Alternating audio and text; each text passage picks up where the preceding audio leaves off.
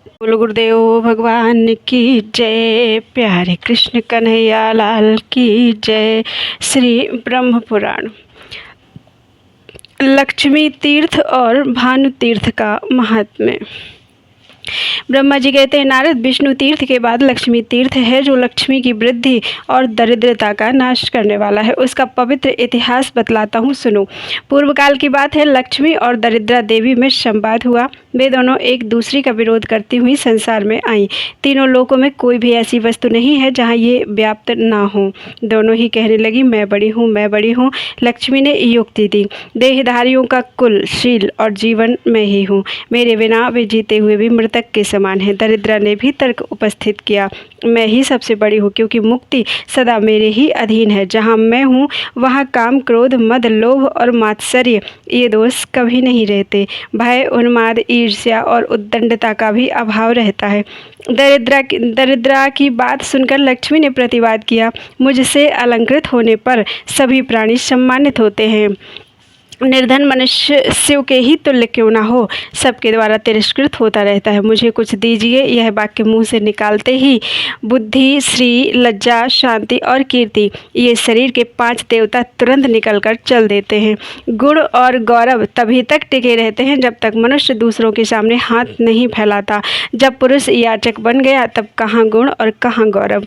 जीव तभी तक सबसे उत्तम, समस्त गुणों का भंडार और सब लोगों का वंदनीय रहता है जब तक वह दूसरे से याचना नहीं करता। प्राणियों के लिए निर्धनता सबसे बड़ा कष्ट और पाप है, क्योंकि निर्धन मनुष्य को ना तो कोई आदर देता है, ना उससे बात करता है और ना उसका स्पर्श ही करता है।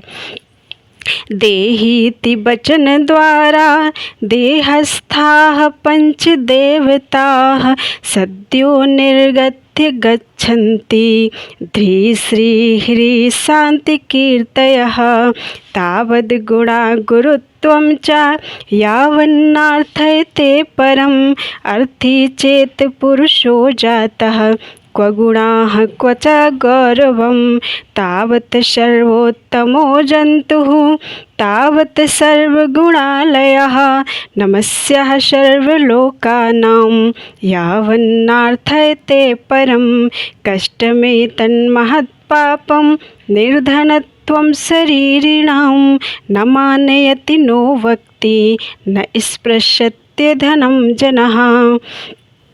अतः दरिद्रे मैं ही श्रेष्ठ हूँ, तुम मेरी बात कान खोलकर सुन लो। लक्ष्मी का यह दर्पयुक्त वचन सुनकर दरिद्रा बोली, लक्ष्मी, मैं बड़ी हूँ, यह बारंबार कहते तुझे लज्जा नहीं आती? तू श्रेष्ठ पुरुषों को छोड़कर सदा पापियों में ही रमती रहती है। जो तेरा विश्वास करता है उसके साथ तू वंचना करती है और फिर बड़ी बड़ी डींगें कैसे हाँक रही है।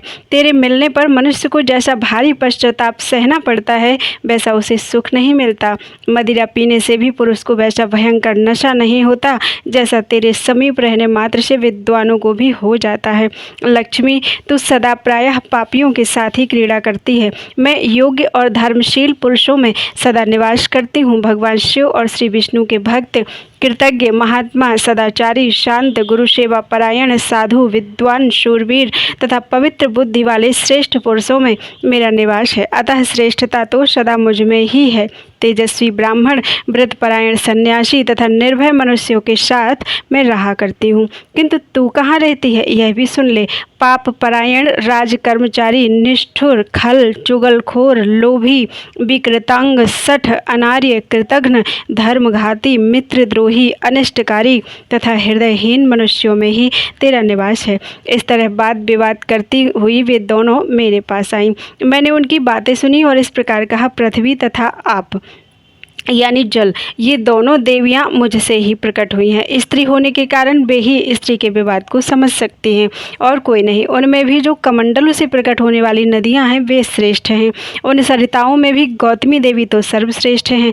अतः वे ही तुम्हारे विवाद का निर्णय करेंगी। वे ही सबकी पीड़ाओं को हरने वाली तथा सबके संदेह का निवारण करने वाली हैं। मेरे कहने से वे दोनों पृथ्वी और जल के पास गईं। अब उन सबको साथ लेकर गौतमी देवी के समीप पहुंची। भूदेवी और आपू देवी ने गौतमी से लक्ष्मी और दरिद्रा का विवाद स्पष्ट रूप से कह सुनाया। उन दोनों ने विवाद को समस्त लोकपाल, पृथ्वी और जल ये मध्यस्थ की भांति सुन रहे थे। उन दोनों के विवाद को उस समय गंगा ने दरिद्रा से कहा, ब्रह्मश्री, तपःश्री, यज्ञश्री, कीर्ति, धनश्री, यशःश्री, विद्या, प्रज्ञा, सरस्वती, भोगश्री, मुक्ति, स्मृति, लज्जा, धृति, क्षमा, सिद्धि, तुष्टि, पुष्टि, शांति, जल, पृथ्वी, अहं, शक्ति, औषधि, श्रुति, शुद्धि, रात्रि, ध्युलोक, ज्योत्सना, आशीः, स्वस्ति, व्याप्ति, माया, उषा, शिवा आदि जो कुछ भी संसार में विद्यमान है वह सब लक्ष्मी के द्वारा व्याप्त है। ब्राह्मण, धीर, क्षमावान, साधु, विद्वान, भोगपरायण तथा मोक्षपरायण पुरुषों में जो जो रमणीय अथवा सुंदर है वह सब लक्ष्मी का ही विस्तार है।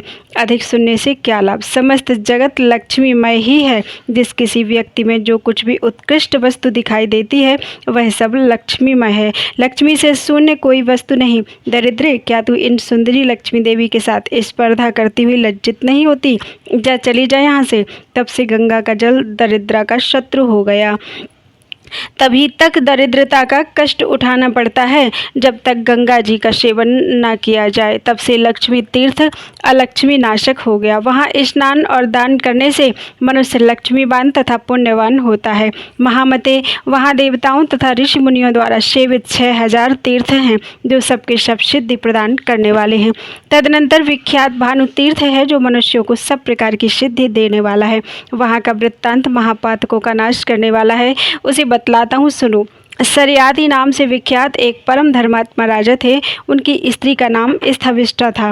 रानी इस भूतल पर अप्रतिम सुंदरी थी। संयमी पुरुषों में श्रेष्ठ विश्वामित्र कुमार ब्रह्मर्षि मधुच्छंदा राजा सरियाती के पुरोहित थे। एक समय की बात है, बीरबल राजा सरियाती अपने पुरोहित को साथ लेकर दिग्विजय के लिए निकले। संपूर्ण दिशाओं पर विजय पाकर लौटते समय राजा ने मार्ग में सेना का पड़ाव डाला। उस समय उन्होंने अपने पुरोहित को उदास देखकर पूछा, विप्रवर, आप खिन्न क्यों हैं?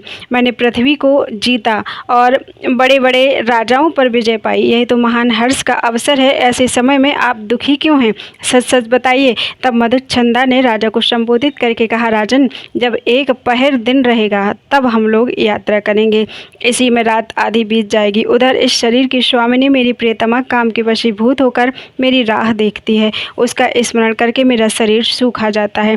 काम जनित विकार उत्पन्न होने पर वह कमल के समान मुख वाली सुंदरी जीवित तो मिलेगी ना? यह सुनकर राजा हंस पड़े और पुरोहित से बोले, ब्राह्मण, आप मेरे गुरु और मित्र हैं, फिर अपने आप को क्यों विडंबना में डाल रहे हैं? संसार का सुख तो क्षणभंगुर है, उसमें आप जैसे महात्माओं की आस्था कैसी? मधुच्छंदा बोले, राजन, जहाँ पति पत्नी दोनों एक दूसरे के अनुकूल रहते हैं वहीं धर्म, अर्थ और काम की वृद्धि होती है। अतः अपनी पत्नी के प्रति यह अनुराग दूषण नहीं, भूषण ही मानना चाहिए। तदनंतर राजा विशाल सेना के साथ अपने देश में आए। उन्होंने पत्नी के प्रेम की परीक्षा करने के लिए नगर से यह संदेश भेज दिया। राजा सरियाती दिग्विजय के लिए गए थे। वहाँ एक राक्षस पुरोहित सहित राजा को मारकर रसातल में चला गया। दूत के मुख से यह संदेश सुनकर रानी इसकी सत्यता का पता लगाने लगी, किंतु मधुच्छंदा की पत्नी ने तुरंत प्राण त्याग दिए। यह एक अद्भुत बात हो गई। दूतों ने उसकी मृत्यु का हाल महाराज से जाकर कहा, साथ ही रानियों की चेष्टा भी बताई। इससे राजा को बड़ा विस्मय हुआ और दुख हुआ। उन्होंने दूतों से कहा, तुम लोग जाकर ब्राह्मणी के शरीर की रक्षा करो और नगर में यह बात फैला दो कि राजा अपने पुरोहित के साथ राजधानी में आ रहे हैं। यूं कहकर राजा चिंता से व्याकुल हो उठे। इसी समय आकाशवाणी हुई, राजन, इस पृथ्वी पर गौतमी गंगा सब प्रकार के संकटों की शांति करने वाली है तथा पावन है। वे आपका संपूर्ण मनोरथ सिद्ध करेंगी। आकाशवाणी सुनकर सरियाती गौतमी के तट पर गए। उन्होंने ब्राह्मणों को धन दिया, पितरों और द्विजों को तृप्त किया और अपने पुरोहितों को साथ धन के साथ यह कहकर भेजा, आप अन्य तीर्थों में जाकर धन दान करें। राजा का यह सब कार्य पुरोहित नहीं जानते थे। उनके चले जाने पर राजा ने सेना को भी भेज दिया और स्वयं अकेले ही गंगा तट पर रह गए। उन्होंने गंगा, सूर्य तथा देवताओं को सुनाकर कहा, यदि मैंने दान, होम और प्रजापालन किया हो तो इस सत्य के प्रभाव से वह पतिव्रता ब्राह्मणी मेरी आयु लेकर जीवित हो जाए। यूं कहकर राजा अग्नि में प्रवेश कर गए। उसी समय पुरोहित की पत्नी जीवित हो गई। राजगुरु मधुच्छंदा को जब यह बात मालूम हुई कि राजा अग्नि में प्रवेश कर गए, मेरी पतिव्रता पत्नी मरकर फिर जी उठी और उसी के लिए महाराज ने अपने जीवन का परित्याग किया है, तब उनका ध्यान अपने कर्तव्य की ओर गया। उन्होंने सोचा, मैं भी अग्नि में प्रवेश करके अपने प्रिय मित्र के पास जाऊँ अथवा यहीं रहकर तपस्या करूँ। अंत में वे इस निश्चय पर पहुँचे कि मेरा कर्तव्य तथा पुण्य कार्य यही है कि पहले राजा को जीवित करूँ, उसके के बाद प्रिया के पास जाऊं। यह विचार कर उन्होंने सूर्यदेव का स्तवन किया, क्योंकि उनके सिवा दूसरा कोई संपूर्ण अभीष्ट वस्तुओं को देने वाला नहीं है। मधुच्छंदा बोले, मुक्ति स्वरूप अमित तेजस्वी भगवान सूर्य को नमस्कार है। ओमकार के अर्थभूत छंदोमय देव को नमस्कार है, जो विरूप स्वरूप त्रिगुण त्रिमूर्ति सृष्टि पालन और संहार के हेतु तथा सबके प्रभु हैं। उन भगवान सूर्य को नमस्कार है। इस स्तोत्र से प्रसन्न होकर भगवान सूर्य ने कहा, कोई वर मांगो। मधुच्छंदा बोले, देवेश्वर, राजा का जीवन दान दीजिए। प्रिय वचन बोलने वाली मेरी पत्नी को भी जीवित रखिए और मुझे तथा राजा के लिए भी उत्तम पुत्र प्रदान कीजिए। जगदीश्वर भगवान सूर्य ने रत्नमय आभूषणों से विभूषित राजा सरियाती को जीवित करके दे दिया। ब्राह्मण की पत्नी को भी जलाया तथा और भी श्रेष्ठ एवं कल्याणमय वर प्रदान किए। तदनंतर राजा प्रसन्न होकर पुरोहित के साथ प्रियजनों से घिरे हुए सुखपूर्वक अपने देश को गए। उस स्थान पर 3000 गुणवान तीर्थों का निवास है। मुने उसी समय से उस स्थान का नाम भानु तीर्थ, मृत संजीवन तीर्थ, सरियाती तीर्थ और माधुच्छंदस तीर्थ हो गया। वह स्मरण मात्र से पापों को दूर भगाता है। उन तीर्थों में किया हुआ स्नान और दान संपूर्ण यज्ञों का फल देने वाला है। खड़ग बोलो वृंदावन बिहारी लाल की जय। खड़ग तीर्थ और आत्रेय तीर्थ की महिमा। ब्रह्मा जी कहते हैं, गौतमी के उत्तर तट पर खड़ग तीर्थ है, जहाँ स्नान और दान करने से मनुष्य मोक्ष का भागी होता है। नारद, मैं वहाँ का वृत्तांत बतलाता हूँ। पैलूस नाम से विख्यात एक ब्राह्मण थे, जो कवश के पुत्र थे। वे कुटुंब के भार से विवश होकर धन के लिए इधर उधर दौड़ा करते थे, किंतु उन्हें कहीं से भी कुछ नहीं मिलता था। दैव तो अत्यंत विमुख था ही, पुरुषार्थ भी निष्फल हो गया। इससे पैलूस को बड़ा वैराग्य हुआ। वे सोचने लगे, यह तृष्णा मुझे बलपूर्वक पाप की ओर खींचती है। तृष्णे, तूने मेरे अज्ञान बस बड़ा अपकार किया है, किंतु अब तुझे दूर से ही नमस्कार है। यह सोचकर बुद्धिमान पैलूस ने मन ही मन विचार किया, इस तृष्णा का नाश करने के लिए क्या होना चाहिए। फिर उन्होंने अपने पिता कवच से पूछा, तात मैं ज्ञान रूपी खड्ग से क्रोध और लोभ का तथा अत्यंत दुस्तर संसार का कैसे छेदन करूं, इसका उपाय बतलाइए। कवच ने कहा, वैदिक श्रुति का कथन है कि ईश्वर से ज्ञान की इच्छा करें, अतः तुम महादेव जी की आराधना करो, उससे तुम्हें ज्ञान प्राप्त होगा। बहुत अच्छा कहकर पैलूस ने ज्ञान प्राप्ति के उद्देश्य से महेश्वर की अर्चना की। इससे संतुष्ट होकर उन्होंने ब्राह्मण को ज्ञान प्रदान किया। ज्ञान प्राप्त होने पर परम बुद्धिमान कवच ने इस प्रकार मुक्तिदायिनी गाथा का गान किया। मनुष्य का पहला शत्रु है क्रोध। उसका फल तो कुछ भी नहीं है, उल्टे वह शरीर का नाश करता है। अतः ज्ञान रूपी खड्ग से उसका नाश करके परम आनंद को प्राप्त करें। नाना प्रकार की तृष्णा बंधन में डालने वाली माया है, वह पाप कराती है। अतः ज्ञान रूपी खड्ग से उसका नाश कर देने पर मनुष्य सुख से रहता है। क्रोधस्तु प्रथमं शत्रुः निष्फलो देहनाशनः ज्ञान खड्गेन तं छित्त्वा परमं सुखम आप्नुयात्। तृष्णा बहुविधा माया बंधनी पाप कारिणी छित्त्वैतां ज्ञान खड्गेन सुखम तिष्ठति मानवः। आसक्ति देवता आदि के लिए भी बहुत बड़ा अधर्म है। आत्मा असंग है, उसके लिए भी आसक्ति महान शत्रु है। ज्ञान रूपी खड्ग से इस आसक्ति का नाश करके शिव सायुज्य प्राप्त करे। संशय महानाश का कारण है, वह धर्म और अर्थ का भी विनाश करने वाला है। उस संशय का नाश करके जीव अपने परम अभीष्ट की सिद्धि कर सकता है। आशा पिशाची की भांति चित्त में प्रवेश करती है और संपूर्ण सुखों को भस्म कर डालती है। पूर्ण अहंता अर्थात अपरिच्छिन्न आत्मबोध रूपी खड्ग से उसका नाश करके जीवन मुक्ति प्राप्त करनी चाहिए। तदनंतर पैलूस ज्ञान प्राप्त करके गंगा तट पर रहने लगे। ज्ञान रूपी खड्ग से उनका मोह नष्ट हो गया था, अतः उन्होंने मोक्ष प्राप्त कर लिया।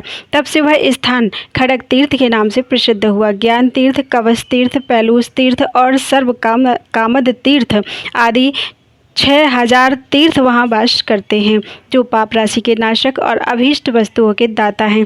उसके बाद आत्रेय तीर्थ है, उसी को अनविंद्र तीर्थ कहते हैं।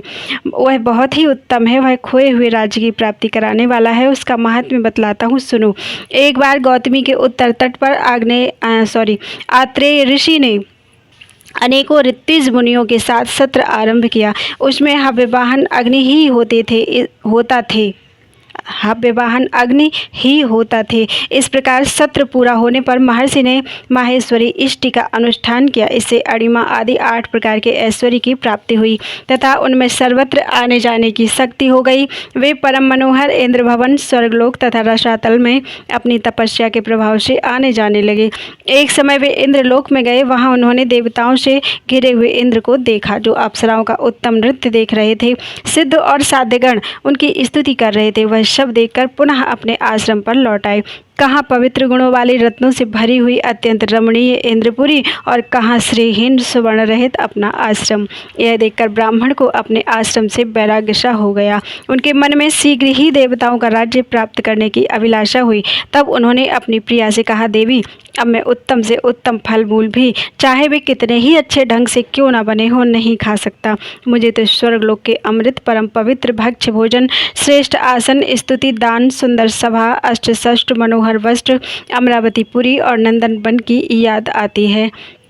यूं कहकर महात्मा आत्रेय ने तपस्या के प्रभाव से विश्वकर्मा को बुलाया और इस प्रकार कहा, महात्मन, मैं इंद्र का पद चाहता हूं। आप शीघ्र ही यहाँ इंद्रपुरी का निर्माण कीजिए। इसके विपरीत यदि आपने कोई बात मुंह से निकाली तो मैं निश्चय ही आपको भस्म कर डालूंगा।